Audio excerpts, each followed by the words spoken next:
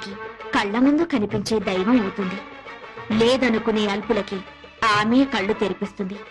నైవేద్యాన్ని ఆ అమ్మనే పిలిచి తినిపించాడు ఓ చిన్న పూజారి. ఓం శ్రీ కనకదుర్గా దేవి దత్తాత్రేయ, నేను ట్రస్టీ గారితో మాట్లాడొస్తాను. త్వరగా నైవేద్యం పెట్టేసి మేయర్ గారింటికి ప్రసాదం పట్టుకెళ్ళాలి. నేను వేద పాఠశాలకు వెళ్ళాలి, తొందరగా రండి. అవన్నీ తర్వాత, అమ్మవారికి నైవేద్యం పెట్టాకే వెళ్ళు. నేను ట్రస్టీ గారితో ప్లేట్ల కలెక్షన్ గురించి మాట్లాడి వెంటనే వచ్చేస్తాను. ఎక్కువ మంత్రాలు చదవకుండా త్వరగా కానీ పులిహోర పైన జీడిపప్పు కదలకుండా నైవేద్యం పెట్టు. తినమ్మా తిను.